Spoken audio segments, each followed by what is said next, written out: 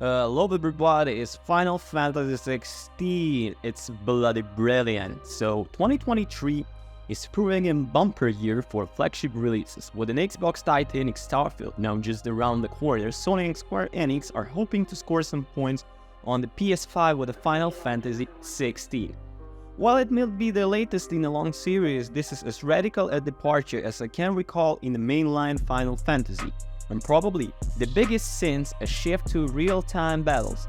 Final Fantasy XVI is a self-professed action RPG and proud of it. We will play in the entirety of it and take it might just enter the PS5 growing Hall of Fame. So there are some pros and some cons, but we're gonna talk about that a bit later. So, the 16 mainland fantasy game, if you allow me for some squid counting, this time we're situated in the world of Valistia, and in particular around two large islands that up an effective continent of geopolitical complexity. These two islands have 5 colossal mother crystals scattered around them, each powering the ambitions of nation-state aiming for survival or supremacy, depending on character of its rules. Crystals are a source of magical power in the realm, with the key exceptions in the form of dominance, superhumans who can channel the power of immense beings called Akans. The likes of Ifrit, Garuda, Titan, and Shiva that might be recognizable from the games and the past. Throughout the Fire Glider lands, the secret rays fire. Final Fantasy XVI asks you to consider what its sort of ridiculous power would look like it brought to bear on a pseudo-medieval battlefield, and the answer is awesomely destructive. A nuclear level threat. This is fuel for the game overall plot and narrative that is boastfully inspired by likes of Game of Thrones, but we sample it from the personal perspective of Clive Rosefield. This carriage here to the Kingdom of Rosaria, we first meet Clive as the depressive merchant threading his way throughout the clash of the powerful Akans, before flashing back to see how a tragedy in his youth formed him into the grim character we met. After returning to his older state, the game eventually shifts later into the Clive lives, playing out across the 3 distinct time periods in chronological order, as he enters faithful allies and discovers his own ability to challenge the power of Akans. While its broad strokes and hardly revolutionary, Final Fantasy XVI feels refreshing in its maturity. This is a bloody and profanity-laced game to match the themes it's dealing with, and more one twist gave us a taste of factor that peak Game of Thrones owned so well. We're talking throat-slashed, villages massacred, villains delimbed, and far more. Besides, it's impressive how committed the game is to its tone. There are lighter moments as time and side quests provide me lively, but for the most part, this is a pretty self-serious story. Thankfully, it's also told with panache, and in particular with the best voice acting the series has ever featured bar none. Some of the deliveries really do make Cloud, Erin, and Co. sound positively well. So amid assassinations, bribes, invasions, and nitrates, we are in Clive's shoes, outvoted of the run as he attempts to radically change the structure of power in Valistia. This isn't accomplished yet via dialogue chronicles or persuasion, rather the Clive and assortment of their companions, which generally means his faithful calm throughout the childhood friend Jill typically solve problems throughout the medium of fighting. Final Fantasy was turn-based game for the longest time before making the leap to real-time battles that still revolved gradually around times and cooldowns to a point where they were still almost using the turns.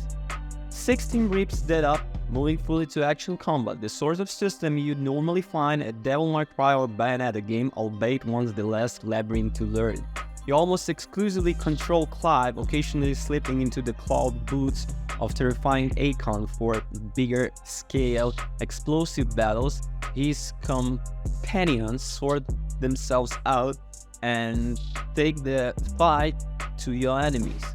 Basic combos are easy to execute, precision dodging is the key in many ways, and there is even a parry system all married to wide range of abilities that you can use. There are still on cooldowns, meaning there are still a hint of old school stuff here, but it really is an entirely new system. Doubtless there will be some out there who mourn this change, but Final Fantasy XVI earns the decision by offering combat that's simply fun as hell to play and abilities that offer varied and satisfying opportunities to change the pattern of fight. The key decision is your loadout, are how to balance the length of the cooldown against the damage the ability offers. By late game you can quickly swap to access 6 abilities at once, and how you set up can impact battle significantly. It's not quite as deep as like Devil May Cry 5 in terms of combo options and more, but fun enough that Final Fantasy XVI early hours we kept expecting a grade to pop up at the end of the fight instead of just experience and ability upgrade points. In between the fights you explore fairly linear areas that get you from point A to point B with small diversions along the way, in a world that is technically larger in continent but feels more like a series of hubs stitched together than a true open world. Side quest gets more plentiful as the game goes on, but also feel fairly essential, although the couple of them to offer major rewards like a Chuchubu or quicker traversal, so you might want to complete the majority until at least the latter stages of the game. With a greater storyline and an all-new all-location battle system, there is already plenty going for Final Fantasy XVI, but it's still on technical side, and it scores arguably its most convincing victories.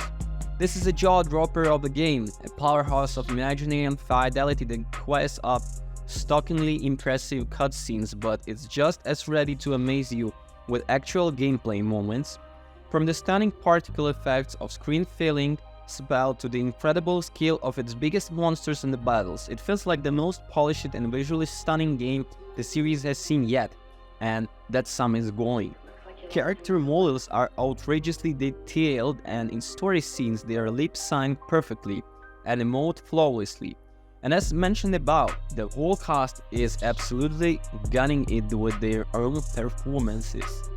Ben Starr's Clive is particularly committed as he's ambitiously actually translating on the screen in his real feather in the cap of Square Enix Creative Business Unit 3, a studio that names surely merits changes to something less incredibly corporate off the back of this success. The play of color and the light in the game is so deliberately tuned as totally changed the character of some areas that you visit throughout the game, and each time I played a sequence near Mother Crystal, I just could not stop screenshotting. These tend to be climatic story moments for reasons that we won't spoil, and each involves boss fights that almost begar belief with their scale. Facing off against one enormous foe, we actually gasped at the Odyssey the third time we released. The fight wasn't over, while another battle just went go-ho and fully took us into the orbit. There is still occasional awkward moments, but they're basically never down to the visuals, which in some cases has been burned into the brightness. You can get 2 graphical options on PS5 quality mode target, upscale to 30 FPS and 4K obviously, while performance mode is aims at 60 FPS and Full HD, upscale to 1440p. And after playing the first 5 hours in performance mode, I ended up setting on quality. A smooth 30 FPS is better than a choppy 60 FPS to my mind. But, apologies, about the verdict. So Final Fantasy is a blast and emotional journey that has as many high points as you could care to count, almost all of them accompanied by battles playing out an astonishing scale. It's got a lovely sense of heart at its core, but a completely rebuilt battle system also makes it feel refreshingly new for a series as old as this one. We hope this doesn't mean Final Fantasy is done with turn-based combat for good, variety being a spice of life, but an experiment in tone pacing we call just truly resurging success. And as I said before about the cons, so I found only 2 cons and some filler quests and the performance mode. Yeah. So about the pros, generally stunning visual presentation, grounded more realistic storytelling, engaging in deep combat system, and terrific voice acting performances. But anyways, That's all for today. Thank you guys for watching. Don't forget you guys to comment, subscribe, and peace.